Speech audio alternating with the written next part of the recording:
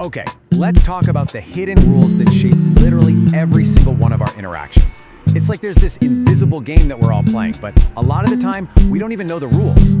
You know the feeling, right? You're on a first date, maybe just grabbing a coffee, and even though you're talking, the conversation seems fine, something just feels wrong. There's this awkwardness in the air you just can't put your finger on. So what is that? Now, I want you to contrast that awkward feeling with this. The absolute poetry and motion of Michael Jordan hitting a fadeaway jumper. Every single muscle, every joint, every part of his body moves in perfect, beautiful harmony.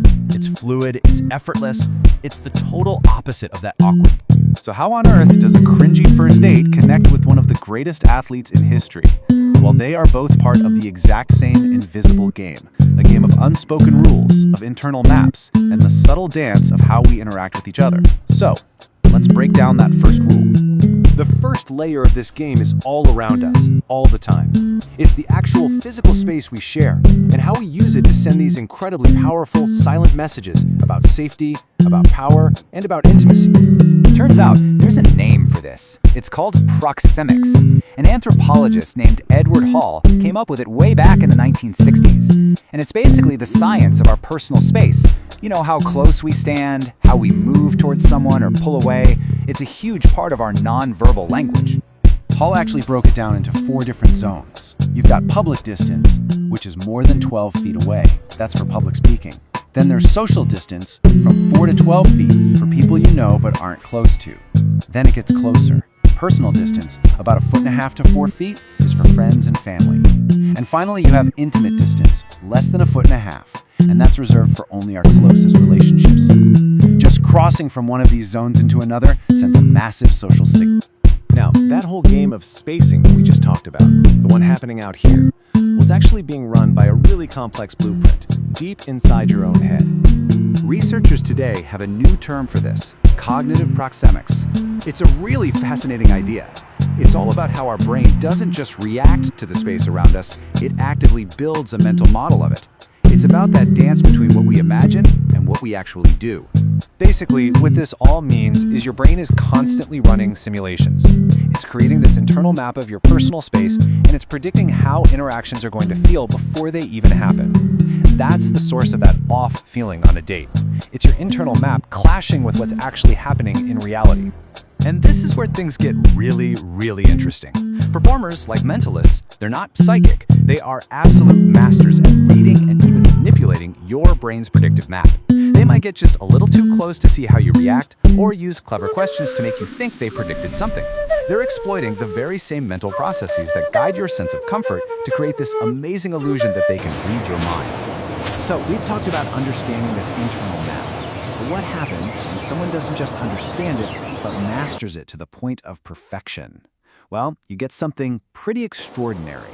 Get this.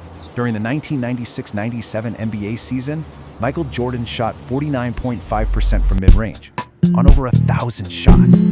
I mean, just think about that. With the best defenders in the entire world trying to stop him, he was making one of the hardest shots in basketball almost half the time. It's insane. That's not just a physical gift. It's the result of what some experts call neuromuscular priming. He spent thousands upon thousands of hours practicing, perfecting his internal blueprint of movement, space, and balance, until his body could just execute it flawlessly, almost on autopilot, under the most intense pressure. His internal map became reality. And this shows us that mastery isn't just about endless physical repetition, it's also about strategy. Look at Bruce Lee. He broke down fighting into his 5 ways of attack. He wasn't just building muscle memory, he was building a whole strategic library in his head for any scenario you could throw at him. He mastered the logic of the fight, not just the movements. So this brings us to a really crucial point. We've talked about space and mastery, but what is the highest expression of that kind of power? It might not be what you think, it's all about the logic of what real strength is. You know, harming someone weaker or playing a zero-sum game where for you to win, they have to lose, that's not strength. The Stoic philosophers knew this thousands of years ago. Seneca said that cruelty actually comes from weakness, and Marcus Aurelius taught that true power is restraint. Lashing out is just a failure of control. And hey, even if you take morality completely out of the equation, the cold, hard logic still holds up. The economist Frederick Bastiat explained it perfectly with his broken window fallacy. When you break something, the money spent to fix it isn't creating new wealth, it's just replacing what was lost. You've wasted resources that could have gone into creating something totally new. Destruction is always a net loss. It's a strategic failure, plain and simple. Okay, so let's bring all of this together. We've got the language of space, our brain's internal map, the art of physical mastery, and the logic of restraint. So, what's the ultimate goal? Why should we try to understand this invisible game? Because here's the big takeaway. The highest level of this game isn't about controlling other people or winning at their expense. The truest expression of mastering these unspoken rules is using them to build deeper, more meaningful connections. It's about making other people feel seen, heard, and valued. And the most powerful tool for this by far is active listening. Remember that internal map we talked about? Well, active listening is how you consciously manage your own map to make space for someone else's.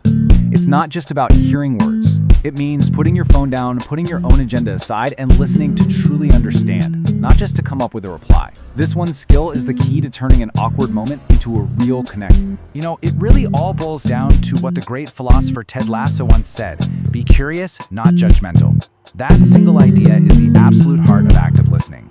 If you can go into conversations with genuine curiosity about the other person, instead of just judging what they say, you will be blown away by what you learn and the kind of rapport you can build. So, from the space between us to the maps inside our own heads, this invisible game is always being played. The only real question left is, now that you can see the rules, what kind of player are you going to be?